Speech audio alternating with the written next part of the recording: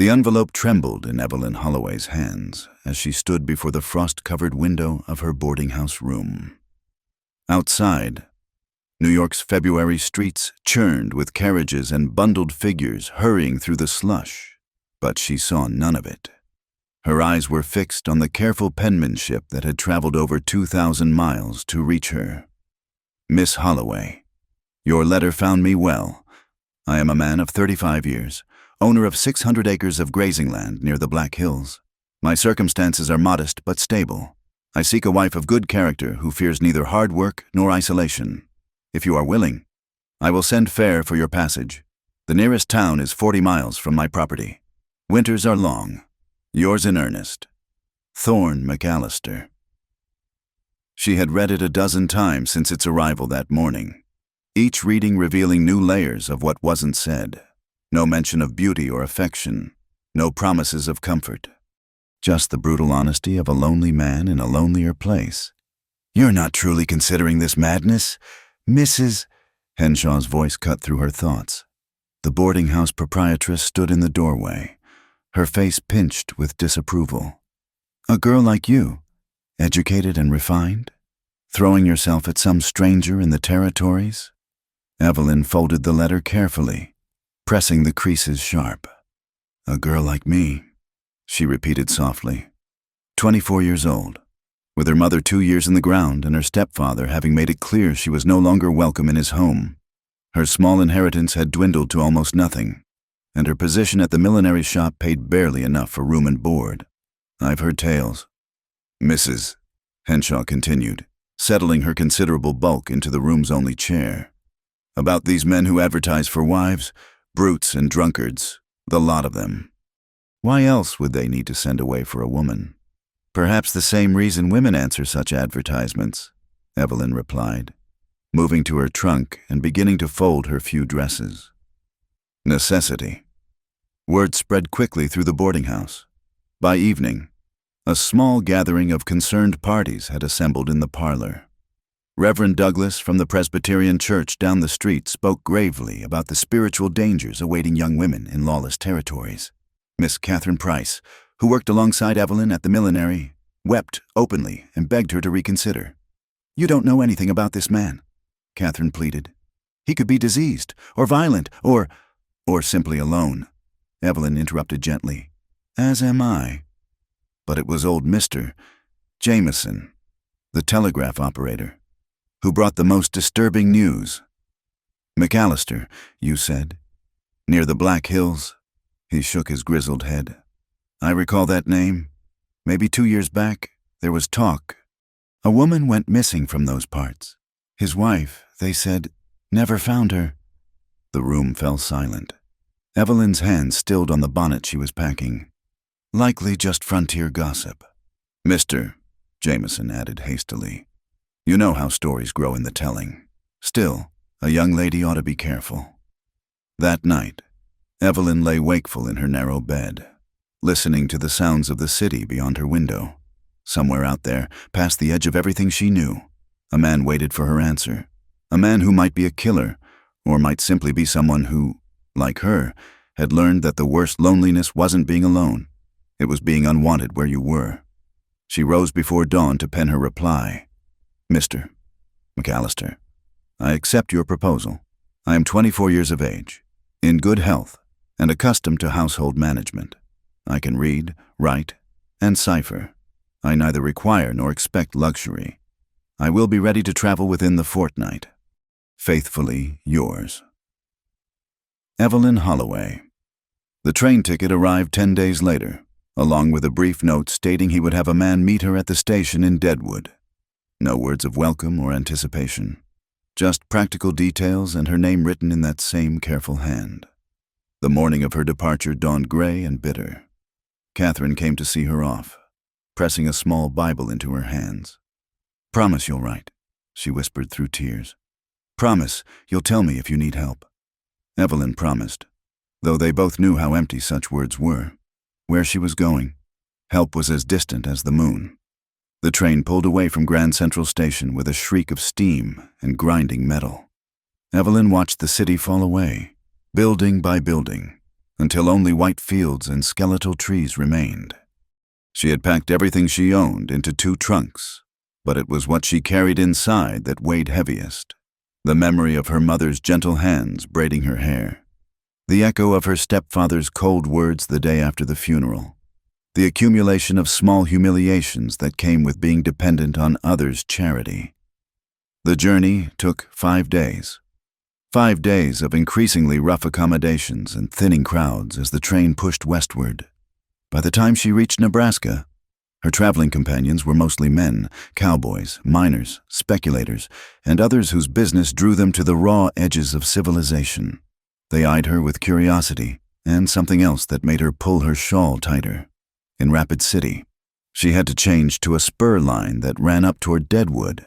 The train was little more than a few freight cars with hard benches, and she was the only woman aboard.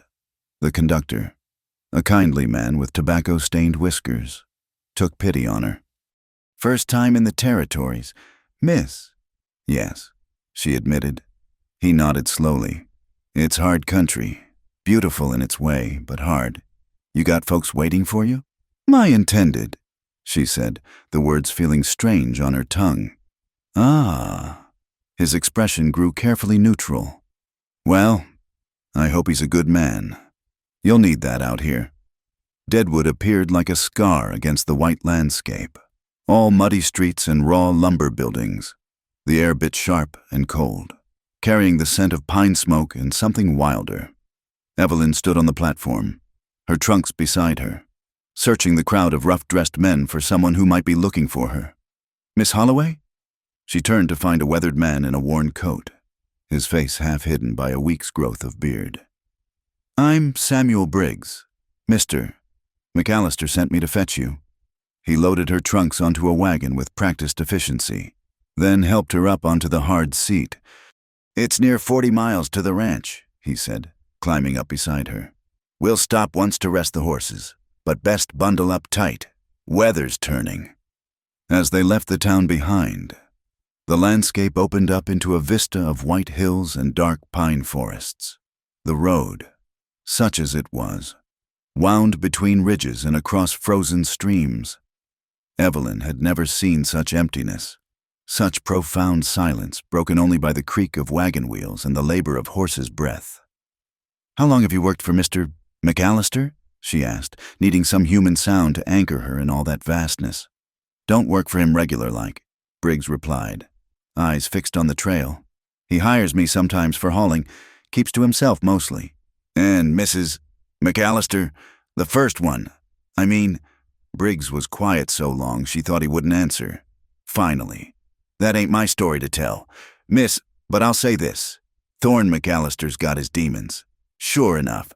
Whether you can live with them," he shrugged. "That's between you and the Lord."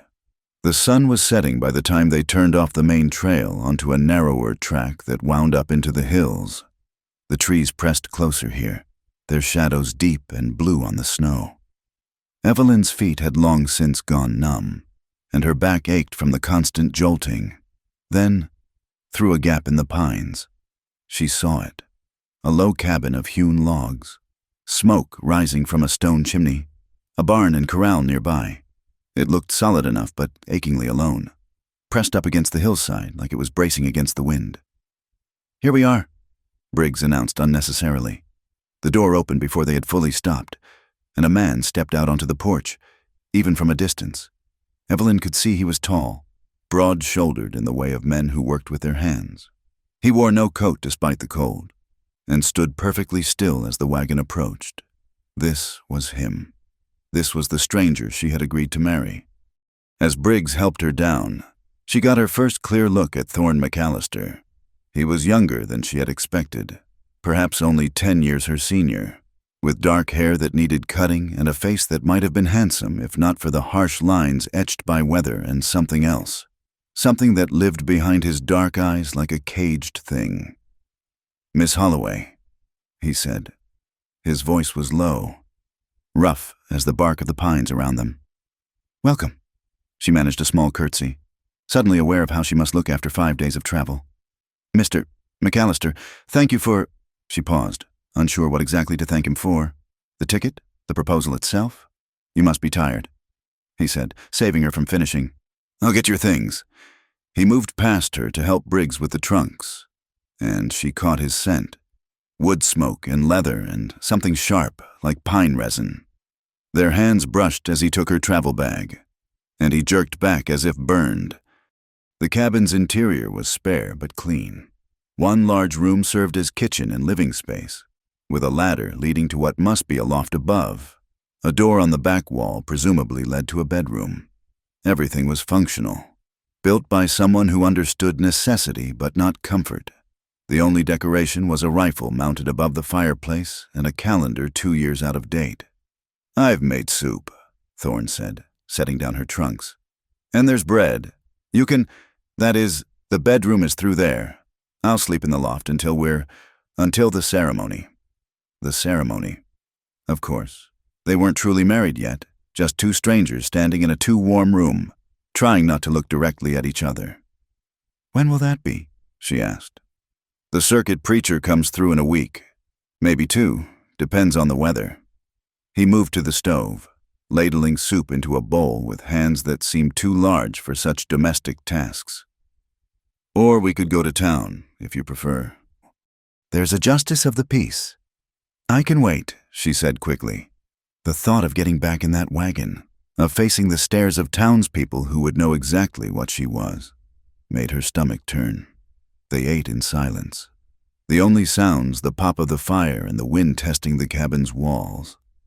Evelyn found herself studying him covertly, the way he held his spoon like he was afraid of breaking it, the tension in his shoulders that never seemed to ease, the way his eyes kept moving to the windows as if watching for something. After supper, he showed her to the bedroom. It was small, containing only a bed, a chest of drawers, and a washstand. Everything was scrupulously clean, but had an abandoned feel, like a room that hadn't been truly lived in for a long time. There's water in the pitcher, he said from the doorway, not entering. Extra blankets in the chest. The necessary is out back, but there's a chamber pot underneath if you need it in the night. Thank you, she said. Mr. McAllister. Thorne, he interrupted. You should. We should use given names. Thorne, she repeated. I want you to know that I've come here in good faith. Whatever gossip may say. Gossip? His face went very still. She immediately regretted mentioning it. Just idle talk. You know how people are. Yes, he said quietly. I know how people are. He turned to go, then paused. Bar the door behind me. There are wolves in these hills, and worse things. Don't open it for anything until morning. Before she could ask what could be worse than wolves, he was gone, pulling the door shut with a quiet click. She stood for a moment, listening to his footsteps cross the main room, then the creak of the ladder as he climbed to the loft. Slowly, she slid the heavy wooden bar into place across the door. The sound seemed to echo in the small room, final as a coffin closing. That first night in Thorne McAllister's cabin, Evelyn lay rigid in the unfamiliar bed, listening to the foreign sounds of the wilderness. The wind moaned through the pines with a voice like grief, and somewhere in the distance, something howled. Wolf or wind. She couldn't tell. Above her, the occasional creak of floorboards told her that Thorne was awake too, keeping his own vigil in the dark. She thought of Catherine, probably preparing for bed in their familiar boarding house, of Mrs. Henshaw, clucking her disapproval to anyone who would listen, of the life she had left behind, small and constrained, perhaps, but known, safe, here, in this cabin pressed against the wild heart of the frontier. Safety was an illusion as thin as the glass in the windows. She was entirely at the mercy of a stranger who might be a killer, in a place where her screams would echo unheard across empty miles. But wasn't that what she had chosen? To trade the slow suffocation of genteel poverty for this raw gamble? At least here, whatever fate awaited her would come quickly. There was a strange comfort in that, as sleep finally claimed her. Her last conscious thought was of Thorne's eyes, how they had looked when she mentioned gossip. Not guilty. Exactly. but haunted, like a man who had learned that some ghosts didn't need to be dead to haunt you. Outside, the wind picked up, sending fingers of snow against the windows. The cabin groaned and settled, a living thing harboring its secrets. And in the loft above, Thorne McAllister sat in the dark, wondering what kind of woman would come to him despite the warnings, wondering if he would be her salvation or her doom. The morning would bring answers, or at least the beginning of them. But for now, in the deep winter night of the Black Hills, two damaged souls kept their separate vigils, waiting for dawn to reveal what they had truly chosen. Dawn came late to the Black Hills, filtered through heavy clouds that promised more snow. Evelyn woke to the sound of an axe splitting wood, the rhythm steady as a heartbeat. She lay still for a moment, orienting herself to this new reality, the unfamiliar weight of the quilts, the smell of pine and cold air, the absolute silence between each fall of the axe. She dressed quickly in the chill room, her fingers fumbling with buttons. Through the small window, she could see Thorne at the woodpile, his breath clouding in the frigid air. He worked without his coat, sleeves rolled up despite the cold, and she found herself watching the efficient grace of his movements until shame at her impropriety made her turn away. The main room was warmer, the stove already radiating heat. Coffee sat on the back burner, and a plate of biscuits waited on the table, covered with a clean cloth.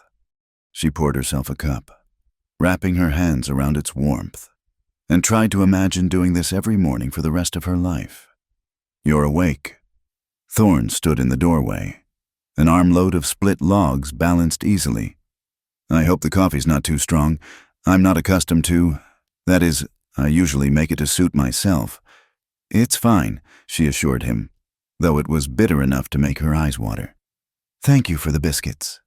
He nodded, moving to stack the wood by the stove. "After breakfast, I'll show you around. You'll need to know where everything is." The tour was brief but thorough. The barn housed 2 horses, a milk cow, and a few chickens scratching in the straw. A root cellar dug into the hillside held preserves, potatoes, and other supplies. The smokehouse contained what remained of a deer he'd taken in the fall. Everything spoke of careful planning, of a man who understood that survival here required constant preparation. "The well's here," he said, showing her the pump near the kitchen door. "It hasn't frozen yet this winter, but when it does, we melt snow." He pointed to a shed. "Tools are there, and that..." He indicated a small outbuilding she hadn't noticed before, set apart from the others. "That's locked. You're not to go in there." The words were spoken flatly, but something in his tone made her skin prickle. She nodded, not trusting her voice. Back inside, she set about familiarizing herself with the kitchen. The stove was temperamental, he warned, running hot if you didn't watch it. The larder was well stocked but basic: flour, salt pork, dried beans, coffee. She'd need to be creative to make appetizing meals from such limited ingredients. "I can go to town for supplies come spring," he said, watching her inventory the shelves. "Make a list of what you need." Spring. The word seemed impossibly distant. Outside, snow had begun to fall again, thick flakes that quickly obscured the view beyond the windows. The cabin felt smaller suddenly, pressed in by the white silence. That first week established their pattern. Thorne rose before dawn to tend the animals and work on the endless tasks that kept the ranch functioning. Evelyn managed the household, learning the stove's moods and the cabin's drafts. They ate their meals mostly in silence, the space between them filled with all the questions neither dared ask. She learned things about him in increments. He was left-handed. He had a weakness for sugar in his coffee when he thought she wasn't watching. He could read. She'd seen books in his room, but his writing was laborious, his large hands gripping the pencil like a foreign tool. At night, he often stood at the window, staring out at the darkness as if waiting for something. It was on the 5th night that their fragile routine shattered. Evelyn was mending one of his shirts by lamplight when she pricked her finger with the needle, drawing blood. She made a small sound of pain and surprise. Thorne, who had been cleaning his rifle at the table, went rigid. His face drained of color, and the cleaning rod clattered from his hand. "Let me see," he said roughly, already rising. "It's nothing," she protested, sucking the wounded finger. "Just a prick." But he was already beside her, taking her hand in his. His fingers were gentle despite their size, turning her hand to examine the tiny wound. She could feel the calluses on his palms, could smell the gun oil and wood smoke that clung to him. "It's nothing," she repeated softly. He seemed to realize then how close he was standing, how he was holding her hand like something precious. He dropped it as if burned and stepped back, his breath coming too fast. "I'm sorry," he muttered. Blood. I don't." He turned away, one hand rubbing at his face. "I'll get some salve." He fled to the bedroom, leaving her staring after him.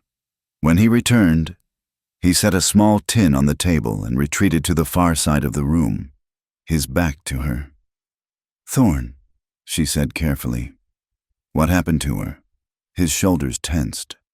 "Who?" "Your first wife. People in town, they said—" "People in town say many things." His voice was flat, dangerous. "I have a right to know." He turned then, and the look in his eyes made her draw back. "You have a right. You come here, to my home, and speak of rights. I'm to be your wife." "Not yet." He cut her off. "And maybe that's a mistake best corrected. Come morning, I'll take you back to town. You can catch the next train east."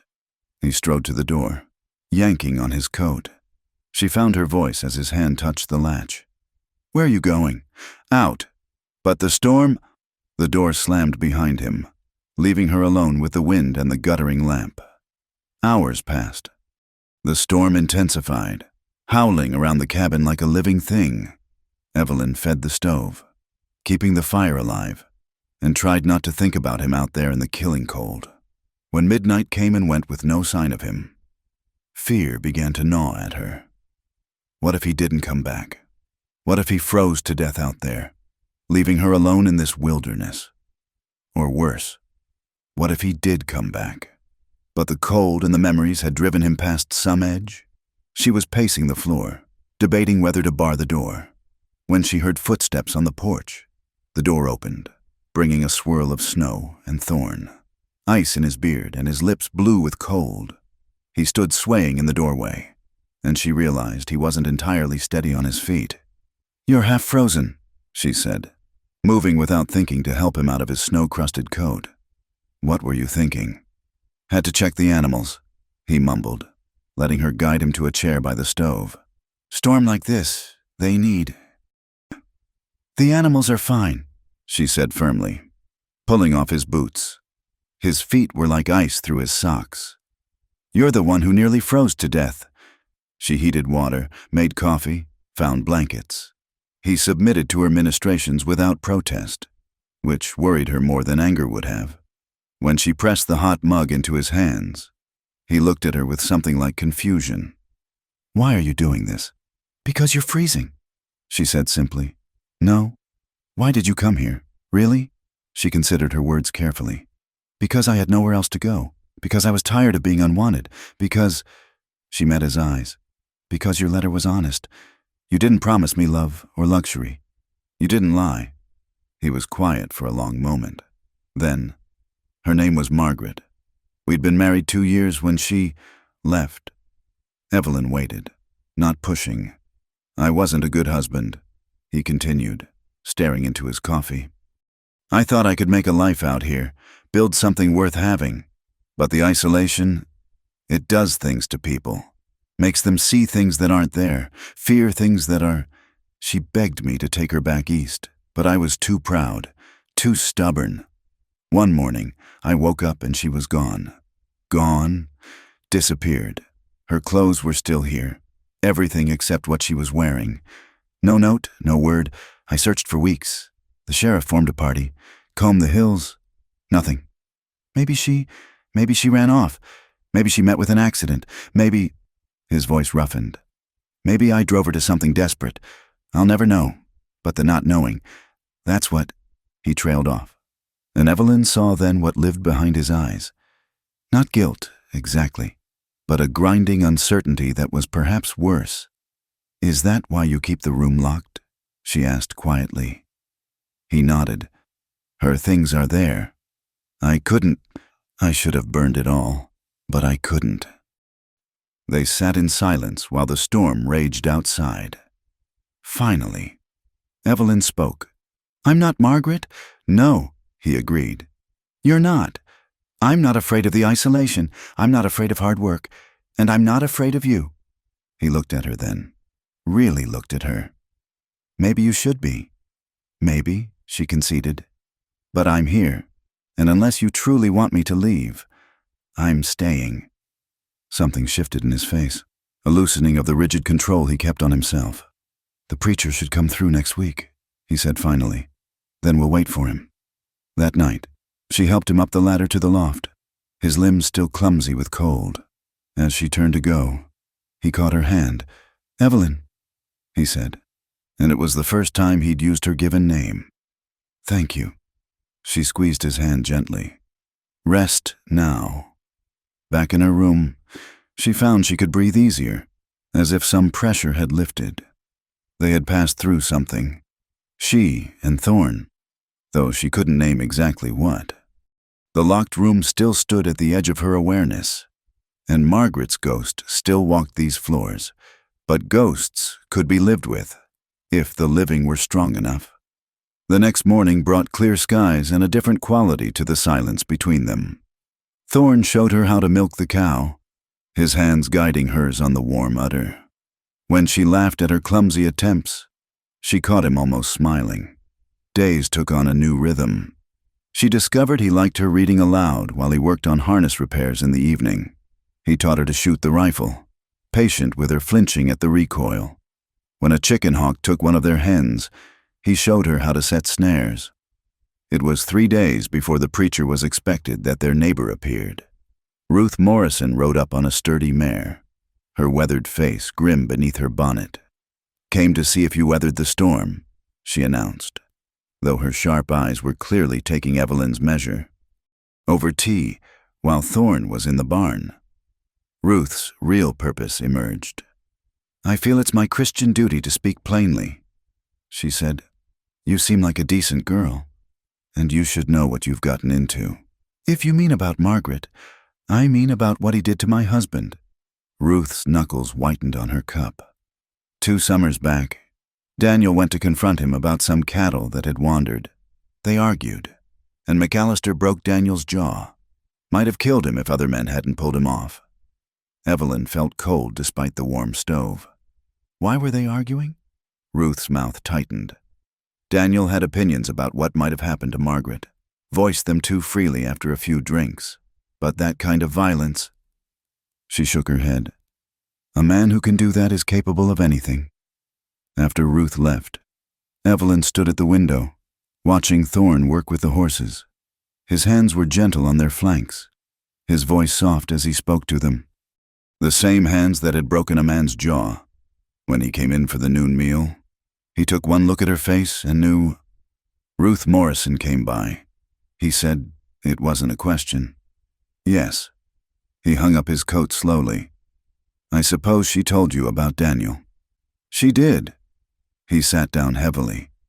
"He was drunk, said things about Margaret, said I'd..." He stopped, jaw working. "I lost my temper. I'm not proud of it." "What did he say?" Thorne met her eyes. "That I'd killed her, buried her somewhere in the hills, that everyone knew it but couldn't prove it." "And did you?" The question hung between them like a blade. His face went very still.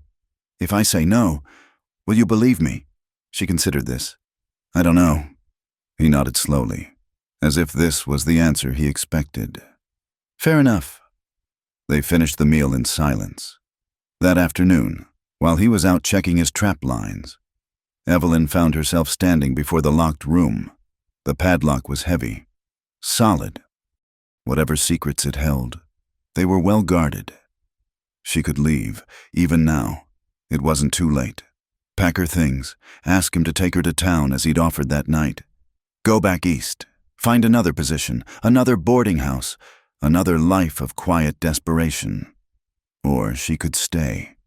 Accept that she had bound herself to a man who might be a killer, who certainly had violence in him, who locked away his past but couldn't lock away the damage it had done. When Thorne returned at dusk, she was making biscuits for supper. "I've decided," she said without preamble. "I'll marry you, but I have conditions." He set down the rabbits he'd snared, waiting. "No locked rooms between us. Whatever's in there, I want to see it. Not today, but someday. When you're ready." "And if I'm never ready? Then we'll live with it locked, but not with lies. If I ask you something, you answer honestly or not at all." "And you?" he asked. "What locks do you carry?" She thought of her mother's death, her stepfather's cruelty, the slow erosion of hope that had driven her to answer a stranger's advertisement. "My own share," she admitted, "but I'll open them if you will." He was quiet for a long moment. Then he crossed to her, standing close but not touching. "You're either very brave or very foolish. Perhaps both. Perhaps both." He agreed, and for the first time since she'd arrived, he truly smiled, a small, crooked thing that transformed his harsh features. "The preacher should be here Tuesday. Then Tuesday it is." That night, as she lay in bed listening to him move about overhead, Evelyn thought about the nature of courage. It wasn't the absence of fear. She was terrified. It was the decision to forge ahead despite the fear, to gamble on the possibility that two damaged people might build something whole between them. Outside, an owl called across the frozen hills, and somewhere in the darkness, something answered. The cabin creaked and settled around her, no longer quite so foreign. Come Tuesday. She would bind herself to this place and this man, for better or worse. The locked room remained locked. The ghost of Margaret still haunted the corners, and Thorne McAllister was still a man with violence in his past and shadows in his eyes. But Evelyn Holloway had made her choice, and she would see it through to whatever end awaited. In the morning, she would begin learning to be a rancher's wife in truth. Tonight, she simply pulled the quilts higher and listened to the wind sing its lonely song through the pines, carrying her toward her fate. The preacher arrived on a Tuesday afternoon, his mule picking its way carefully through the muddy track. Reverend Josiah Hartwell was a spare man with kind eyes and hands that had seen as much hard labor as prayer. He accepted coffee gratefully, speaking of other homesteads he'd visited, other couples he'd joined in matrimony. "It's a hard life out here," he said, looking between them. "Marriage makes it bearable, if you work at it, if you're patient with each other." The ceremony was simple. They stood before the fireplace, Evelyn in her best dress, a dark blue wool that brought out her eyes, and Thorne in a clean shirt she'd pressed that morning. No flowers, no music, no guests save for Samuel Briggs, who'd driven the preacher out and stood as witness. "Do you, Thorne McAllister, take this woman to be your lawful wedded wife?" "I do." His voice was steady, but she could see the muscle working in his jaw. "Do you, Evelyn Holloway, take this man to be your lawful wedded husband?" For a heartbeat, the weight of it all pressed down on her. Then, "I do." The ring was his mother's. He'd told her quietly that morning, simple silver, worn thin with age. It fit loosely on her finger, and she closed her hand to keep it secure. "You may kiss your bride." Thorne hesitated, then leaned down to brush his lips against hers. Brief, awkward, but gentle. His hand trembled slightly where it rested on her waist. After the preacher left with promises to return in spring, the cabin felt different. They were alone now, truly alone, and married. The bed that had been hers was now theirs to share. "Well, that is, I can still sleep in the loft if you prefer," Thorne offered as darkness fell. "Until you're comfortable." She was brushing out her hair, a nightly ritual he'd never witnessed before. In the lamplight, it fell like dark honey over her shoulders. "We're married," she said simply. "I knew what that meant when I agreed." Still, when he came to bed, he kept to his side, careful not to touch her even accidentally. She lay beside him, acutely aware of his breathing, the warmth of him in the small space. The silence stretched until it became its own presence in the room. "Evelyn?" "Yes?" "I want you to know, I'll never force anything, never hurt you. I need you to know that. She turned toward him in the darkness. I know. Days passed, then weeks. They learned each other's rhythms, the small intimacies of shared space. She discovered he had nightmares sometimes, thrashing and calling out words she couldn't understand. He learned that she hummed while she cooked, old hymns from her childhood. It was the morning she decided to make bread that everything shifted. The cabin was warm from the stove, flour dusting every surface as she kneaded the dough. Thorne came in from feeding the stock, bringing cold air and snowflakes with him. "Smells good in here," he said, hanging up his coat. "It'll be ready by noon." She pushed a strand of hair back with her wrist, leaving a streak of flour across her forehead. He smiled, that rare, crooked smile, and stepped closer. "You've got—" He reached out, thumb brushing the flour from her skin. The touch lasted only a second, but something electric passed between them. She looked up at him, lips parted slightly, and saw her own hunger reflected in his eyes. "Evelyn," he said roughly. "Yes." He kissed her then, really kissed her. Not the ceremonial brush of lips from their wedding, but something deeper, needier. Her flour-covered hands came up to grip his shoulders, and he pressed her back against the table, the dough forgotten. When they broke apart, both breathing hard, he rested his forehead against hers. "I've wanted to do that since the morning you stood up to Ruth Morrison," he admitted. She laughed shakily. "Only then." "No," he said, voice low. "Since I first saw you stepping down from that wagon, looking like you'd rather face wolves than turn back. I was terrified. So was I." That night, he came to bed and didn't keep to his side. His hands were calloused but gentle as they mapped her body. And when she gasped his name in the darkness, he answered with her own like a prayer. Afterward, they lay tangled together, sweat cooling on their skin despite the winter cold. She traced the scars on his chest, old injuries from horses and hard living, while he played with her hair. "I should tell you," she said quietly. "There was someone once, back in New York." He stilled but didn't pull away. "Oh, the son of the family my mother worked for. He said he loved me, promised marriage. Then his parents found out, and suddenly he was engaged to a banker's daughter. I'm sorry. I'm not anymore." She pressed a kiss to a particularly jagged scar. "It led me here."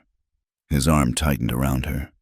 They didn't speak of Margaret or locked rooms or the violence that lived in his hands. For now, this was enough. But the past has a way of intruding on even the most carefully constructed present. She was cleaning one afternoon, singing softly to herself, when her dusting cloth caught on a loose floorboard near the wall. She knelt to examine it and found that the board lifted easily, revealing a small hollow beneath. Inside was a bundle of letters tied with ribbon. She knew she shouldn't read them. They weren't hers, weren't meant for her eyes. But Margaret's ghost had haunted this house long enough, and Evelyn was tired of shadows. The letters were from Margaret to a sister back east. The early ones spoke of hope, of building a life in the wilderness with her new husband. But as the dates progressed, the tone changed. "He's not cruel," one letter read, "but there's a darkness in him. Sometimes I catch him staring at nothing, and when I speak, he looks at me like he doesn't know who I am. The isolation is wearing on us both, but I think it's worse for him. He won't leave, won't admit this was a mistake. Pride, perhaps, or something else." The last letter was dated just days before she disappeared. "I'm frightened. Sarah. Not of him, he's never raised a hand to me, but of what this place is doing to us both. I dream of leaving, of simply walking out into the snow and not stopping. Would that be so wrong? To choose the clean cold over this slow suffocation? I've asked him to take me to town, just for a day, but he says the weather's too uncertain. I think he knows I wouldn't come back, if something happens to me. Know that it wasn't his fault. Not really. This land takes as much as it gives, and some of us aren't strong enough to pay its price." Evelyn sat back on her heels, the letter trembling in her hands. "Not murdered, then?" but driven to desperation by the same isolation that pressed in on all of them. She thought of that locked room, of Thorne keeping Margaret's things like a shrine to his failure. She was still kneeling there when he came in. "What are you—" He saw the letters and went very still. "Where did you find those?" "Loose floorboard. I wasn't looking for them." He crossed the room in 3 strides, snatching the letters from her hands. "You had no right." "No," she agreed. "I didn't, but I'm glad I read them." "Glad?" His voice was dangerous. "She wasn't afraid of you. She was afraid of this place, of what it was doing to you both. That's different." He sank into a chair, the letters clutched in his fist.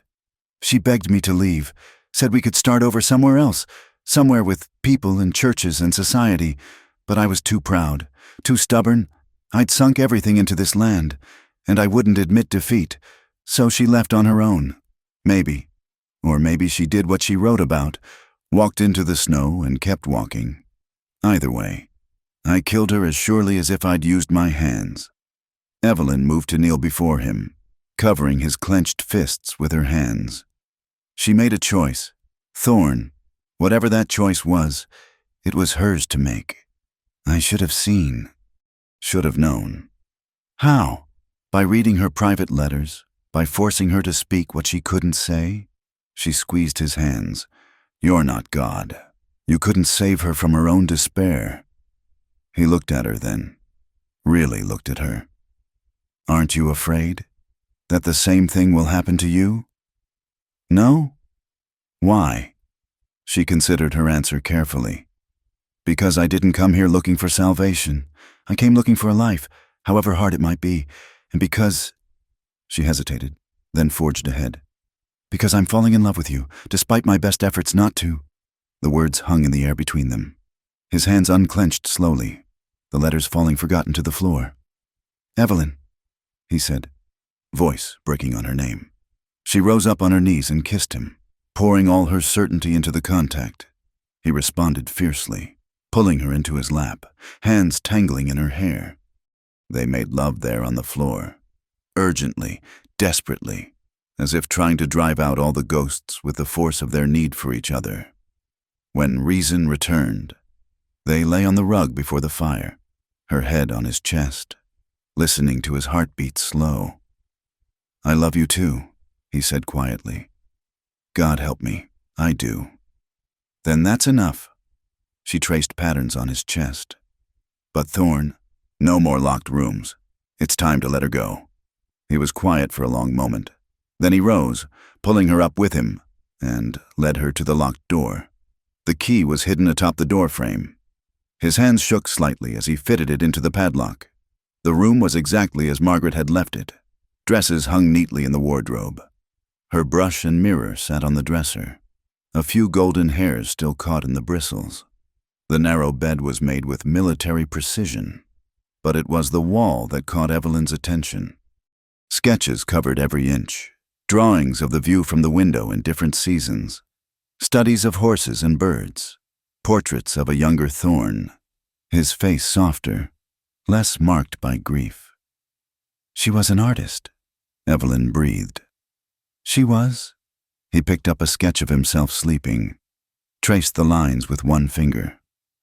"I forgot that, somehow, remembered only the leaving."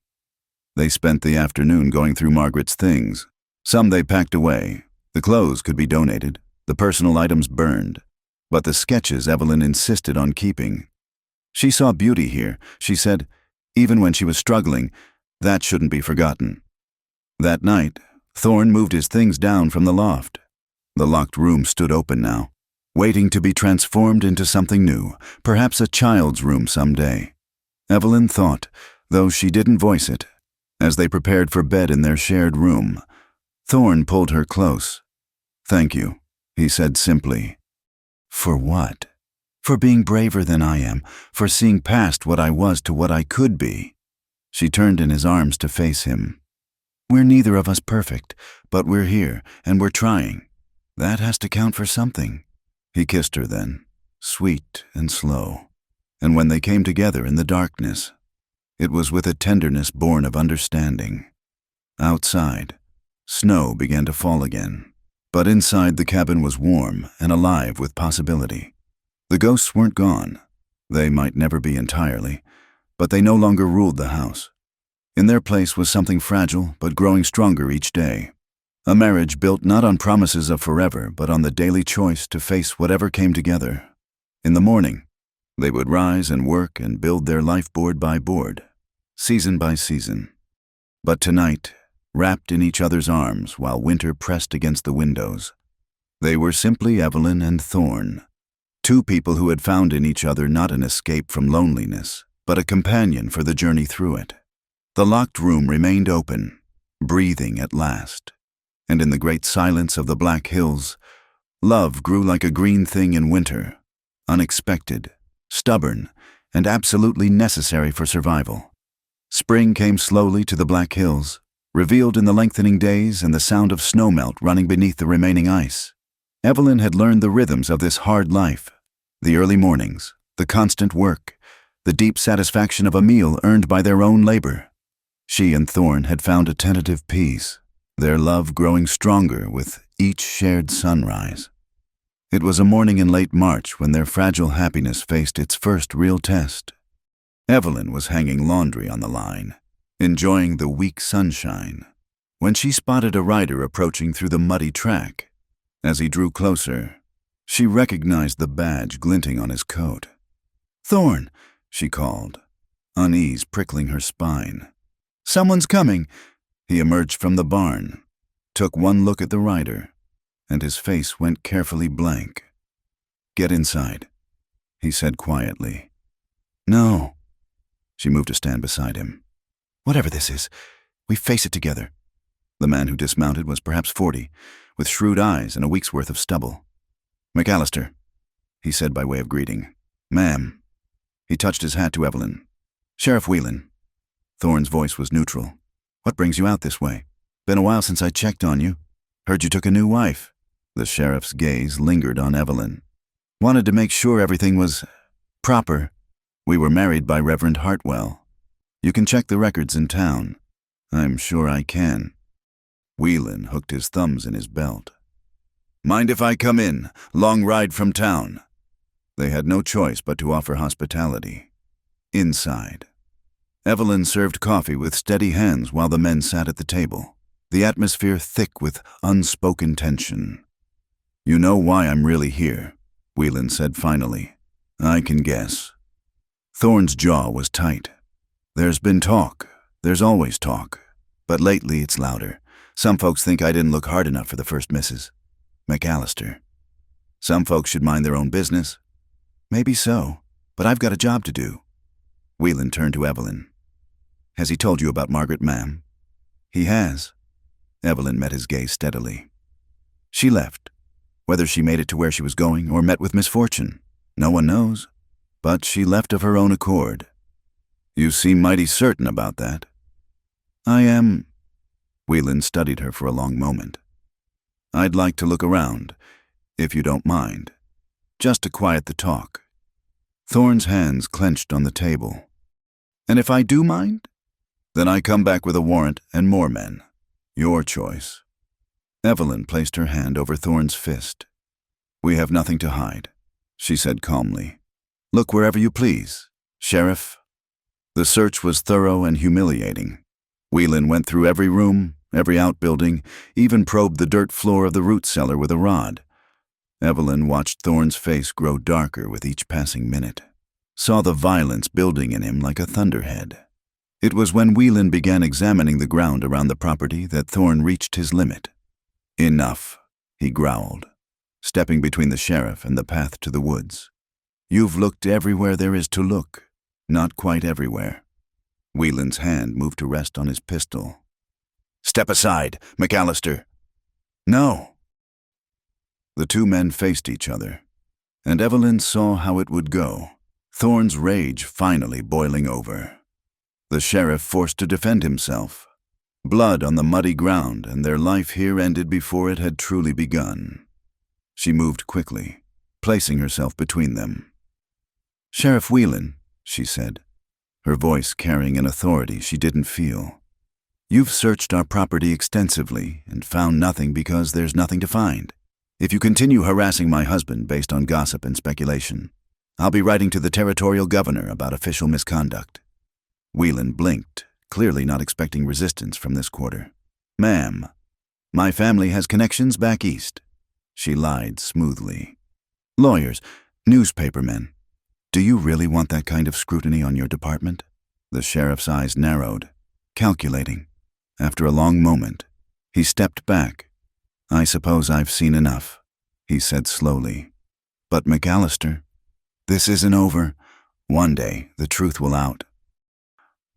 "The truth," Thorne said quietly, "is that I failed my first wife, but I didn't kill her." Whelan mounted his horse without another word. They watched him ride away until he was just a speck on the horizon. The moment he was gone, Thorne turned and slammed his fist into the porch post with such force that the whole structure shook. Blood welled from his split knuckles. "Thorne!" Evelyn caught his arm before he could strike again. "Stop, please!" He was breathing hard, his whole body trembling with suppressed rage. "They'll never let it go," he said hoarsely. "Never let me forget. Then we make them forget." She led him inside, fetched water and cloth for his hand. As she cleaned the wounds, she spoke quietly. "We live our lives. We're good neighbors when they let us be. We prosper, and eventually, they'll have nothing to talk about but an old story that grows less interesting with each telling. You don't know these people." "No," she agreed, "but I know you. And I know that the man who tends horses with gentle hands, who reads with me by firelight, who loves me with such careful tenderness, that man is not a killer." He caught her hand, pressing it to his lips. "What did I do to deserve you?" "You wrote an honest letter," she said simply, "and you were brave enough to let me answer it." But the sheriff's visit had stirred up more than old suspicions. 2 days later, they woke to find one of their chickens dead on the porch, its neck wrung. A week after that, someone had painted "murderer" on the side of their barn in dripping red letters. Thorne wanted to go to town, to confront whoever was responsible. Evelyn convinced him that was exactly what they wanted, to provoke him into violence, to prove he was the monster they believed him to be. Instead, they painted over the ugly word together, side by side in the spring sunshine. When they finished, Evelyn stepped back to survey their work. "You know," she said thoughtfully, "the barn could use a full coat of paint. Perhaps blue? I've always fancied a blue barn." Thorne looked at her, paint-splattered, sweating, magnificent in her defiance, and felt something ease in his chest. "Blue it is," he agreed. The harassment continued sporadically through April. Dead animals, damaged fences, trampled garden plots. Each incident made Thorne withdraw further into himself, the shadows returning to his eyes. It was a night in early May when everything came to a head. Evelyn woke to the smell of smoke and Thorne shaking her urgently. "Fire," he said tersely. "The barn." They raced outside to find the structure ablaze, flames already licking at the roof. The horses were screaming, trapped in their stalls. Without hesitation, Thorne plunged into the inferno. Evelyn grabbed buckets, drawing water from the well, knowing it was futile but unable to stand idle. The heat was incredible, the smoke choking. Thorne emerged leading both horses, their eyes rolling with terror. No sooner had he gotten them clear than a figure materialized from the shadows. A man with a club raised high. "Murderer!" the man screamed, bringing the weapon down. Thorne moved with the fluid grace of someone accustomed to violence, sidestepping the blow and driving his fist into the attacker's stomach. The man doubled over, gasping. It was Daniel Morrison, Ruth's husband, reeking of whiskey and righteous fury. "You killed her," Morrison wheezed. "Everyone knows it. Now you've bewitched another one." "Daniel!" Ruth appeared from nowhere, her face white with horror. "What have you done? What someone should have done years ago." Morrison spat, but he was looking at the barn, at the flames consuming everything Thorne had built, and something like satisfaction crossed his features. "You burned our barn." Evelyn's voice was deadly quiet. "You destroyed our livelihood because of a story. A rumor. It's not a rumor, Morrison insisted, but uncertainty flickered in his eyes. Yes, Evelyn said firmly. It is. Margaret left. She walked away from a life that was killing her slowly. I know because I found her letters, her own words describing her despair. Not fear of Thorne, but fear of this place, this isolation. She looked at Ruth. The same isolation that drives men to drink and gossip, that turns neighbors into enemies. Ruth had the grace to look ashamed. Daniel, we need to go home, but now. Her voice brooked no argument. As the Morrisons departed, Thorne and Evelyn stood watching their barn collapse into embers. Everything they'd stored there, hay, tools, tack, gone. We're ruined, Thorne said flatly. No. Evelyn slipped her hand into his. We're not. At dawn, as they picked through the smoking ruins, salvaging what little they could, riders appeared on the horizon. Evelyn tensed, wondering if Morrison had returned to finish what he'd started. But it was Samuel Briggs, along with several other men from town. They dismounted, surveying the damage grimly. Heard you had some trouble, Briggs said simply. Figured you could use help. Why? Thorne's voice was raw from smoke and exhaustion. You all think I'm a killer. Some do, Briggs agreed. But I knew Margaret McAllister. Helped her with supplies a few times. That woman was hanging by a thread long before she disappeared. If you'd wanted to hurt her, you'd have done it openly, in one of your rages, not made her vanish like smoke. One of the other men stepped forward, the shopkeeper who'd always been coldly polite to them. My wife's cousin ran off 2 years back, left her husband and 3 kids. Just couldn't take the loneliness anymore. We don't talk about it, but it happens. Maybe it happened here too. They spent the day clearing debris and planning. The men had brought lumber, tools, the promise of more help to come. Not everyone in town believed the worst of Thorne. It seemed just the loudest voices. As the sun set, Evelyn found herself beside Ruth Morrison, who had returned to help with food for the workers. I'm sorry, Ruth said quietly. Daniel's drinking has gotten worse since winter. I should have seen what he was planning. Will the sheriff arrest him? Ruth's laugh was bitter. For burning a suspected killer's barn? Not likely, but I'll make it right somehow. Daniel has some money put aside. It's yours, for rebuilding. That night, exhausted and filthy, Thorne and Evelyn lay on a makeshift bed in what had been Margaret's room, their own bedroom reeking too strongly of smoke. Today, when Morrison attacked, Evelyn said into the darkness, you could have killed him, but you didn't. I wanted to. His admission was barely a whisper. When I saw the barn burning, our animals in danger, you in danger, I wanted to break him apart with my hands. But you didn't, she repeated. You stopped yourself. That's what matters. He rolled toward her, and she could see the wetness on his cheeks in the moonlight. I don't deserve you, he said brokenly. Stop that! She wiped his tears with the gentle fingers. We deserve each other. We deserve the life we're building, and we won't let anyone take that from us. He kissed her then, desperately, and they came together with an urgency born of nearly losing everything. In the aftermath, holding each other in the narrow bed, they made plans. The new barn would be larger, better. They'd add a second room to the cabin come summer.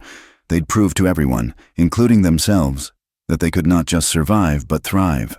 I need you, Thorne whispered against her hair, echoing words from the story they were writing together with their lives. I'm here, she promised. I'm not going anywhere. Outside, the wind carried away the last of the smoke, and spring continued its relentless advance across the Black Hills. They had been tested by fire, literally and figuratively, and they had not broken. Tomorrow would bring new challenges. But tonight, they had each other, and that was enough. The truth was, they were both haunted by different ghosts, different failures, different fears. But together, they were learning to be something neither had managed alone. Whole. The new barn rose from the ashes of the old like a testament to stubborn hope. For 2 weeks, men came from town and neighboring homesteads, bringing lumber and labor. Thorne worked alongside them from dawn to dusk, and Evelyn kept them fed with whatever she could manage from their smoke-damaged stores. It was during this rebuilding that something shifted in how the community saw them. Not complete acceptance, but a grudging respect for their refusal to be driven away. By late May, the barn stood complete, painted the soft blue Evelyn had wanted. They'd lost much, but what they'd gained, a handful of allies, a measure of understanding, seemed worth the price. It was a morning in early June when Evelyn realized her monthly courses were late. She'd been feeling poorly for days, attributing it to exhaustion from the recent troubles. But standing at the stove, suddenly overwhelmed by nausea at the smell of frying bacon, the truth struck her with stunning clarity. She said nothing to Thorne that day, or the next. It seemed too fragile a hope to voice, too precious to risk in words. But when another week passed with no blood, she knew. She found him in the vegetable garden she'd insisted on replanting, his hands dark with soil as he tended the young plants. The afternoon sun caught the silver threading through his dark hair, and her heart clenched with love for this complicated, damaged, faithful man. "Thorne."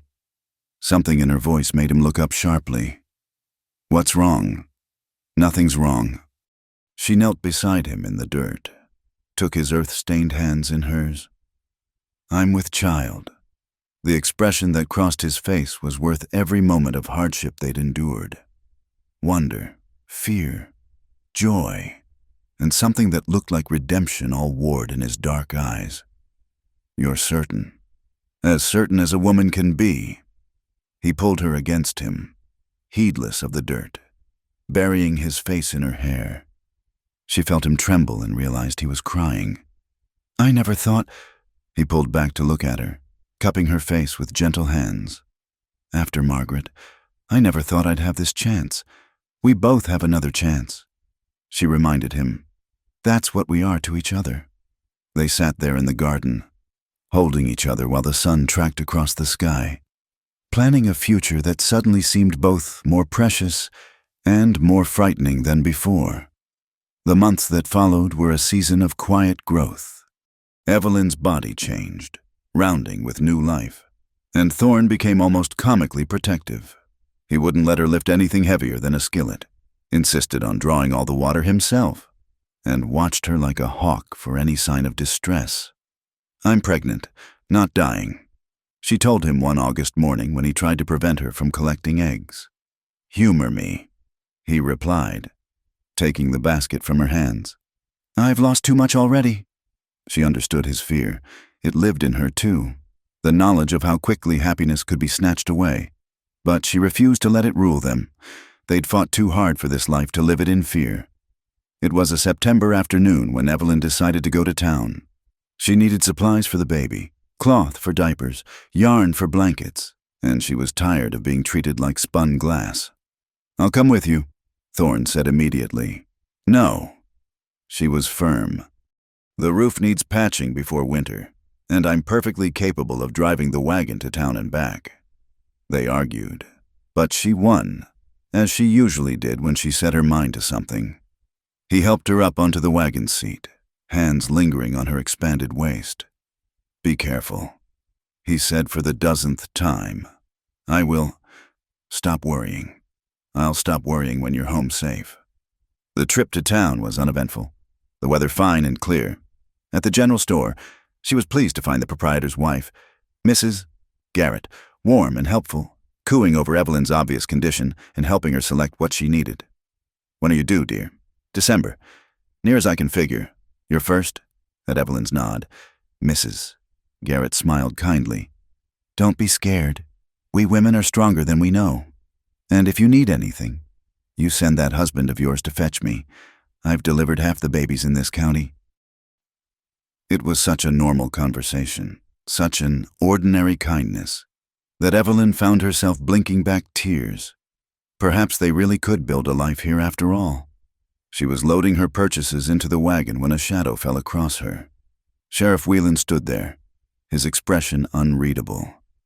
Mrs. McAllister. Sheriff. She kept her voice neutral, her hands steady as she arranged the packages. Heard congratulations are in order. Thank you. He shifted his weight, seeming to wrestle with something. Then, I owe you an apology. The Morrison woman came to see me, told me about the letters you found, Margaret's letters, said they made it clear she left of her own will. Evelyn straightened slowly, one hand on her aching back. And you believe her? I believe Margaret McAllister was a troubled woman who couldn't adapt to this life. Happens more than folks like to admit. He met her eyes. I'll be spreading that word, making it clear the matter's closed. Your husband won't have any more trouble from my office. I appreciate that, Sheriff. He touched his hat and turned to go, then paused.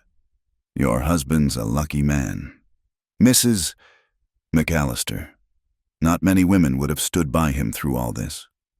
We stand by each other. She said simply. That's what marriage is.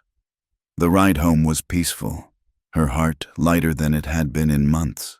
The sheriff's public change of stance would go a long way toward quieting the remaining gossips. They could truly begin to look forward now, to plan for their child's future without the shadow of suspicion hanging over them. She was perhaps a mile from home when it happened. A rabbit burst from the brush, startling the horses.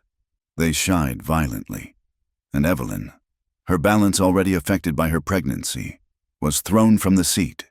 She hit the ground hard, pain exploding through her side and abdomen. For a moment, she lay stunned, unable to breathe. Then, as she struggled to sit up, she felt it, a warm wetness between her legs that filled her with cold terror. No, she whispered, pressing her hands to her stomach. Please, no. The horses had stopped a few yards away, standing with their heads down as if ashamed. She needed to get home, needed Thorne, needed help. But when she tried to stand, the pain drove her to her knees. She crawled to the wagon, using the wheel to pull herself upright. The wetness was spreading, and she didn't need to look to know it was blood. Every movement was agony. But she managed to climb back onto the seat. The ride home was a nightmare of pain and desperate prayer. She could see the cabin in the distance, could see Thorne on the roof where she'd left him. When he spotted the wagon, he waved, then froze, obviously sensing something wrong in how she slumped over the reins. He was running before she even reached the yard, catching the horses' bridles and bringing them to a stop. Evelyn, what?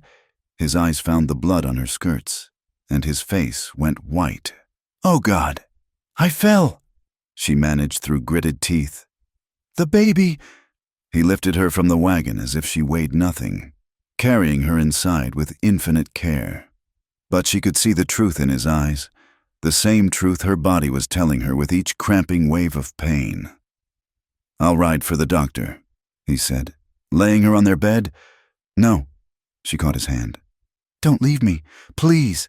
Evelyn, it's too late, she whispered, tears streaming down her face. I can feel it. It's already too late. He sank to his knees beside the bed, pressing her hand to his lips. This is my fault. I should have gone with you. I should have... Stop! Even through her pain, she couldn't bear his self-blame.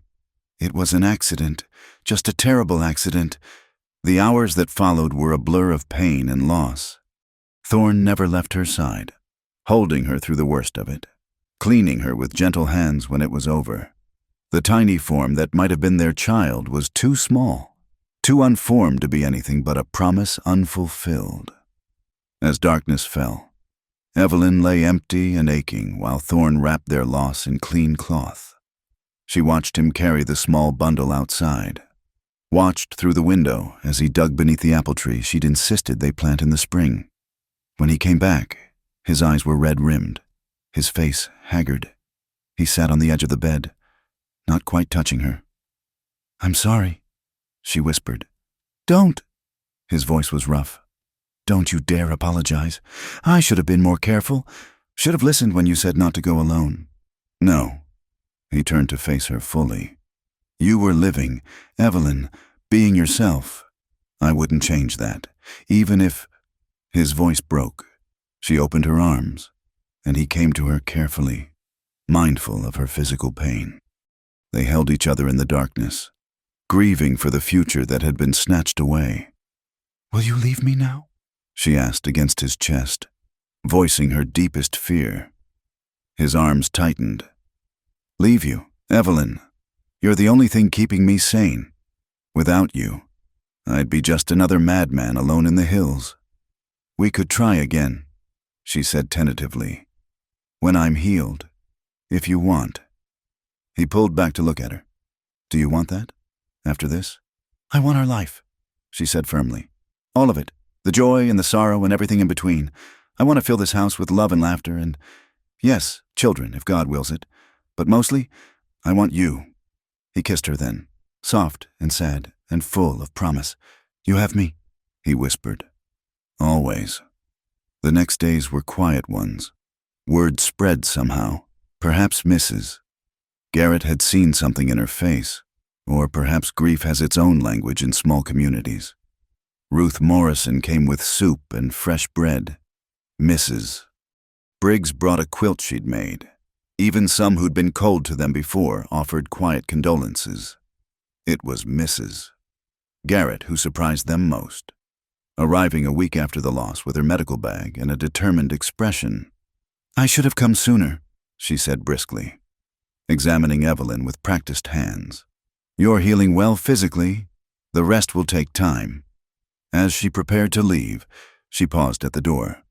"I lost 3 between my second and third living children," she said quietly. "Each one tore a piece from my heart, but love grows back, Mrs. McAllister. Differently, maybe, but it grows back." Autumn settled over the Black Hills, painting the aspens gold and the sky a deeper blue. Evelyn slowly regained her strength, throwing herself into preparing for winter. She and Thorne worked side by side, preserving food, reinforcing the cabin against the coming cold, tending their animals. They didn't speak much about their loss, but it lived between them, not as a wall, but as a shared sorrow that somehow deepened their bond. At night, they held each other close, and if sometimes tears came, they weathered those storms together too. One evening in late October, as they sat before the fire, Evelyn reading aloud while Thorne mended harness, he suddenly spoke. "I've been thinking about what you said, about trying again." She lowered the book, heart racing. "And I'm terrified," he admitted. "The thought of losing you, of going through that again. I know, I'm scared too. But," he seemed to hear the word she didn't say, "but I don't want fear to be what defines us. We've had enough of that, don't you think?" He set aside the harness and moved to sit beside her on the small settee they'd bought with the barn insurance money. "You're the bravest person I know," he said softly. "No," she corrected. "We're brave together. That's different." As the fire burned low and the autumn wind sang around the eaves, they made their quiet plans, not promises of success or guarantees against sorrow, but simply the decision to keep trying, keep hoping, keep building their life together board by board and season by season. The small grave beneath the apple tree would always be part of their story, a chapter written in grief. But it wasn't the ending. They wouldn't let it be the ending. Outside, the first snow of the season began to fall, covering the scars of the past year in pristine white.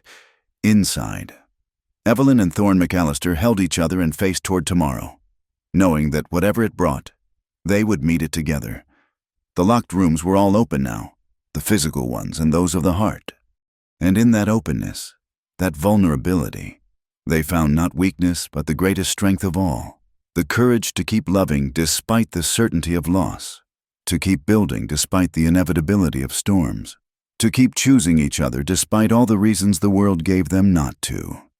Winter arrived with a vengeance that year, as if nature itself wanted to test their resolve.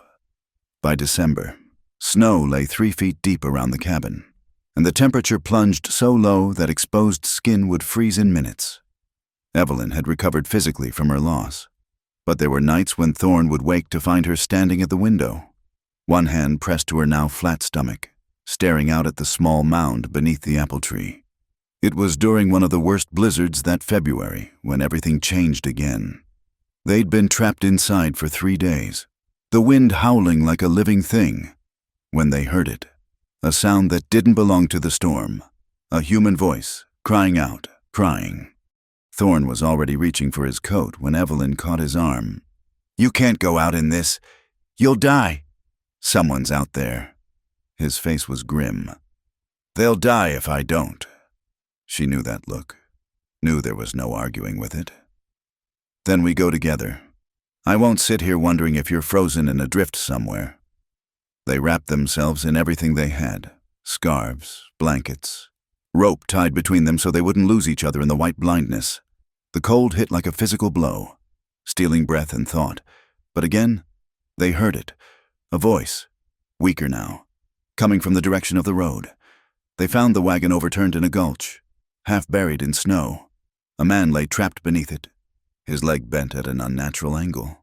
But it was what they found huddled in the wagon bed that stopped Evelyn's heart.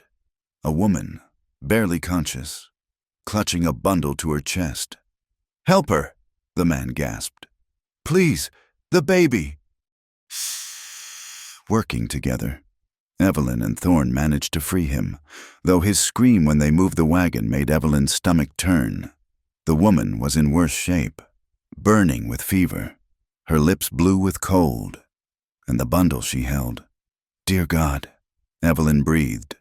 The infant, perhaps 6 months old, terrifyingly still.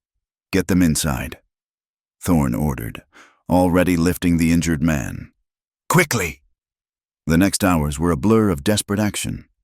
Evelyn worked on the woman and baby, while Thorne tended the man's broken leg. The cabin, usually so spacious for 2, seemed cramped with 5 souls and the sharp smell of fever and fear. The man, who gave his name as James Harper when the pain let him speak, told their story in fragments.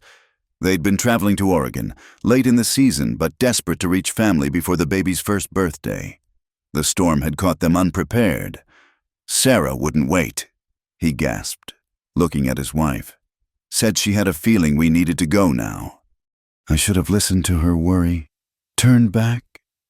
Sarah Harper burned with childbed fever, not from this baby, but from complications that had never fully healed.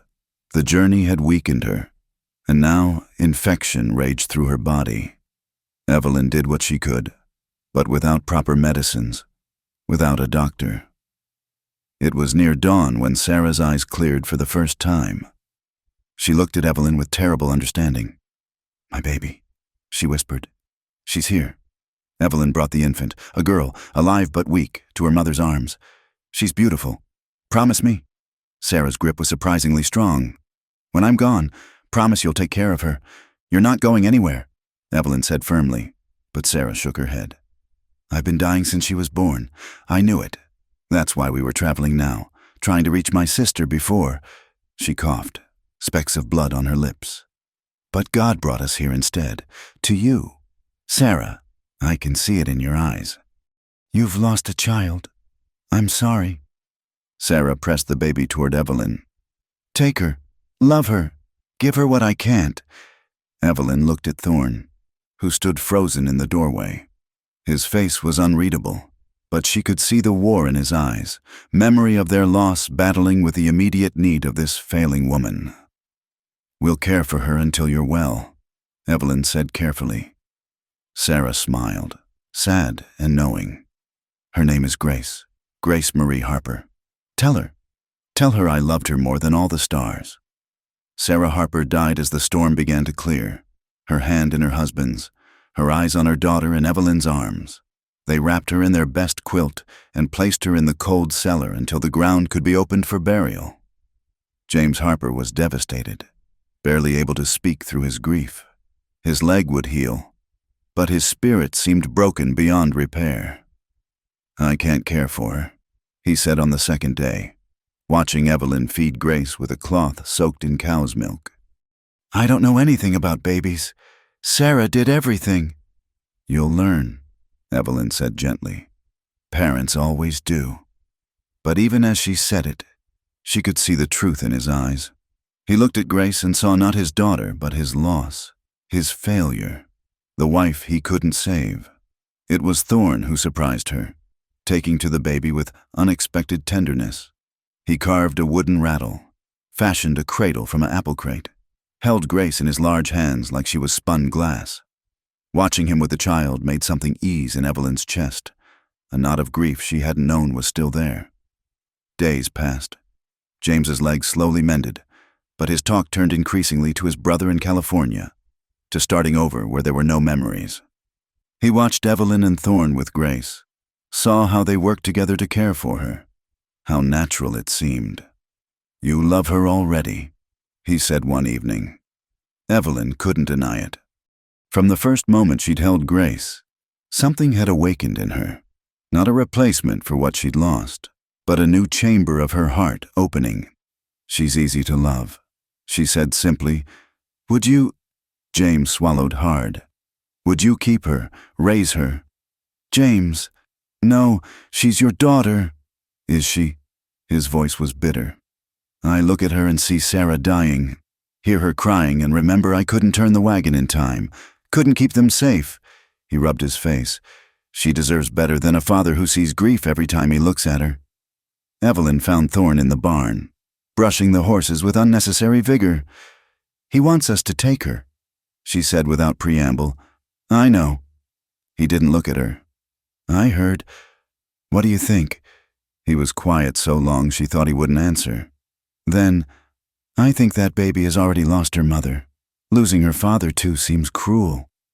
But if he can't care for her, then maybe we're meant to—" He finally met her eyes. "I held her yesterday while you were cooking. She grabbed my finger and wouldn't let go, and I thought maybe this is why we lost ours, to make room for her." "Oh, Thorne." She moved into his arms, feeling him tremble. "Is that wrong, to think that way?" "I don't know, maybe, but it feels true anyway." They talked long into the night, weighing duty against desire, fear against hope. By morning, they'd decided, if James truly meant to give Grace up, they would take her, raise her, love her as their own. The conversation with James was painful but necessary. Legal papers would need to be drawn up, arrangements made, but as they talked, Evelyn could see relief in his eyes alongside the grief. "You'll tell her about Sarah?" he asked. "When she's older?" "Every day," Evelyn promised. "She'll know she was loved by everyone who touched her life." James stayed another week, until his leg could bear travel. The morning he left, he kissed Grace goodbye, pressed money into Thorne's reluctant hands, and climbed onto the horse they'd given him. "I'm not a brave man," he said, looking down at them.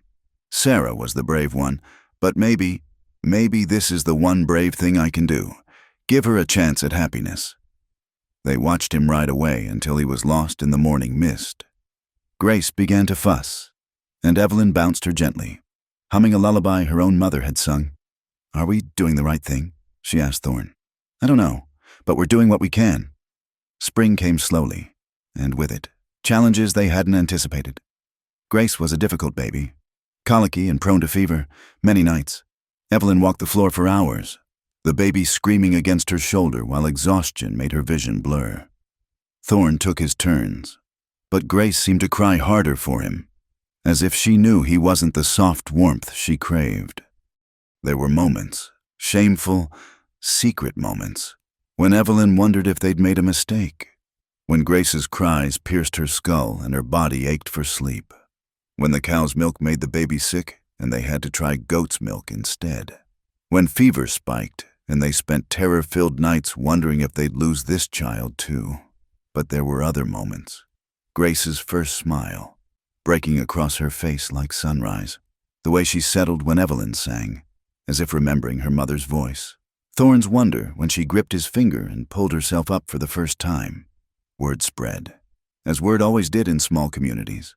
The McAllisters had taken in an orphaned baby. Reactions were mixed. Some saw it as noble. Others whispered about the propriety of raising another man's child.